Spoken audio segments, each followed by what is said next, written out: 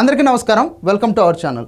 Jammu and Kashmir ఈ పెహల్గావ్ ఉగ్రవాదుల దాడి నేపథ్యంలో ముష్కరం మూకలపై ఎప్పుడు ఎలా స్పందించాలి, ఏ విధంగా వాళ్ళను నిర్మూలించాలి అనేటటువంటి సంపూర్ణమైనటువంటి విచక్షణాధికారాలు, కంప్లీట్ నిర్ణయాలను భారత సైన్యానికి తీసుకునేటటువంటి స్వేచ్ఛను అందివ్వడం చూస్తూ ఉంటే ఈ ఉగ్రవాదుల పైన పోరుకు భారత సైనిక దళం సిద్ధపడతా ఉందా, అందుకే తమ సైన్యాన్ని సిద్ధం చేస్తోందా అనేటటువంటి అనుమానాలు అయితే రాకమానవు.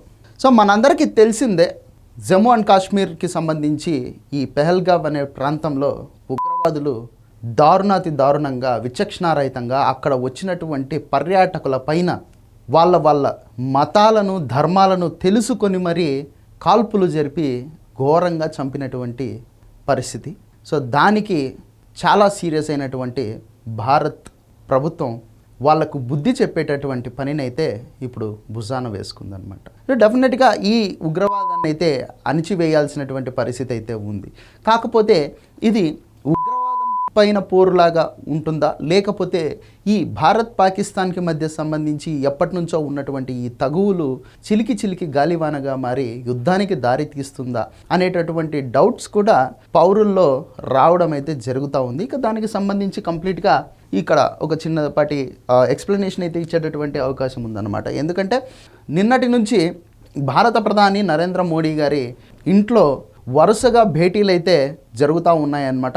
అత్యున్నత స్థాయి అధికారులంతా ప్రధానమంత్రి నరేంద్ర మోడీతో భేటీ అవుతూ ఉన్నారు. ఇక త్రివిధ దళాల అధిపతులతో ఢిల్లీలో ప్రధానమంత్రి గారు భేటీ అవ్వడం జరిగింది. అలాగే రక్షణ శాఖ మంత్రి, సిడిఎస్ జాతీయ భద్రతా సలహాదారులు, అంతేకాకుండా ఐక్యరాజ్య సమితి జనరల్ సెక్రటరీ కూడా ఈ భేటీలలో ఆయన కూర్చోవడం జరిగింది. ఇరు దేశాలు సంయమనం పాటించండి అని చెప్పేసి చైనా మనకైతే ఉచిత సలహానైతే ఇవ్వడం జరిగింది.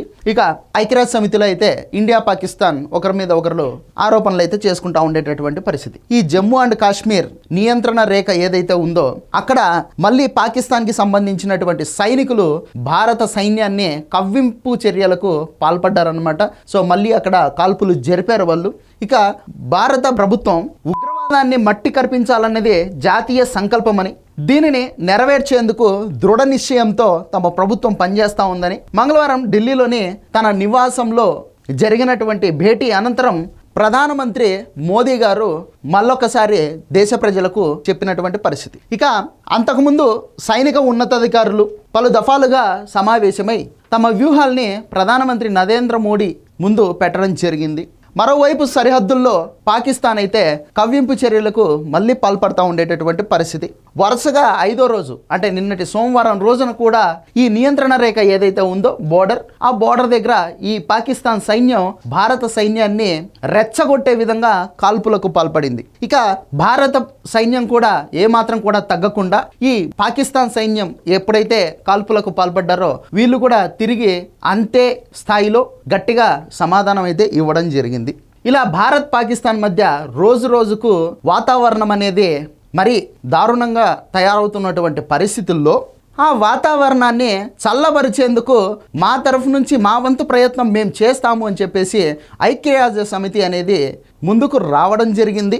ఇక భారతదేశానికి అలాగే పాకిస్తాన్కి కూడా నైబర్ కంట్రీగా ఉన్నటువంటి చైనా వీళ్ళు శుద్ధపూసల మాదిరిగా వచ్చారనమాట.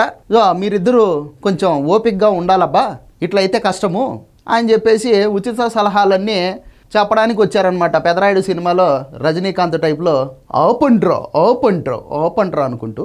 సో చేసేటి అన్ని లాంగ్ పనులు ఆ చైనా వాళ్ళే చేస్తారు, మళ్ళీ ఏమో పైకి మాత్రం పెద్ద శుద్ధపూస కబుర్లు చెప్తూ ఉంటారు. ఇక అంతటితో ఆగిపోకుండా ఈ చైనాకి సంబంధించినటువంటి ఈ ప్రతినిధులు ఒక ఆయన వచ్చాడనమాట. ఆయన గారు ఏమంటారంటే, దక్షిణాసియాలో భారతదేశం, పాకిస్తాను 2 ప్రముఖమైనటువంటి దేశాలు.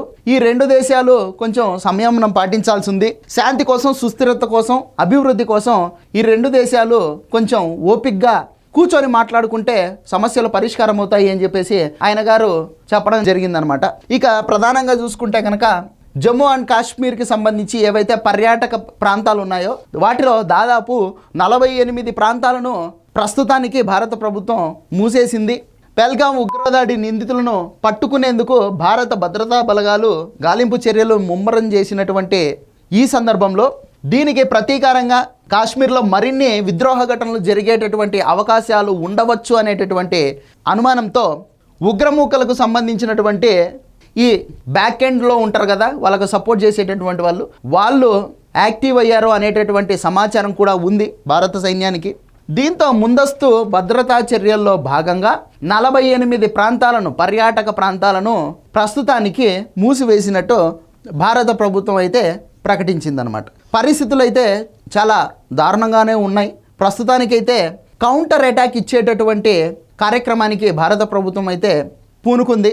ఇక భారత ప్రభుత్వం పాకిస్తాన్ మీద కానీ, పాకిస్తాన్ ప్రజల మీద కానీ, పాకిస్తాన్ సైన్యం మీద కానీ దాడి చేసేటటువంటి అవకాశం అయితే ప్రస్తుతానికి కనిపించట్లేదు. భారత ప్రభుత్వం యొక్క ఎన్కౌంటర్ ఏదైతే ఉందో అది కేవలం ఉగ్రవాదుల మీద మాత్రమే చర్యలకు దిగుతా ఉందన్నమాట. తీవ్రంగా ప్రతిఘటించడమో లేకపోతే వాళ్ళ మీద యుద్ధం ప్రకటించడమో ఏదో చేస్తారు మొత్తానికైతే. కాకపోతే ఇక్కడ విషయం ఏంటంటే పాకిస్తాన్ గనక ఇప్పుడు ఈ ఉగ్రవాదుల మీద భారత ప్రభుత్వం ఏదైతే చర్యలకు పాల్పడుతుందో దానికి గనక పాకిస్తాన్ ప్రభుత్వం ఏమైనా కానీ వకాల్తా పుచ్చుకొని ఉగ్రవాదుల తరఫున వచ్చి భారతదేశంతో కొట్లాడాలనుకుంటే ఇంకా వాళ్ళ కర్మ, ఎవరేం చేయలేరు దానికి. ఎందుకంటే వాళ్ళ దగ్గర తినడానికి తిండే లేదు, ఇంకా యుద్ధం ఏం చేస్తారు భారతదేశంతో. ప్రస్తుతానికి అయితే వాతావరణం చాలా వేడిగా ఉన్నటువంటి పరిస్థితుల్లో ఏం జరుగుతుందో కూడా చాలా ఉత్కంఠగా ఉన్నటువంటి పరిస్థితి. ఇది వీడియో. ఈ వీడియో నచ్చితే లైక్ చేయండి, సబ్స్క్రైబ్ చేయండి, షేర్ చేయడం మాత్రం మర్చిపోవద్దు. Thank you.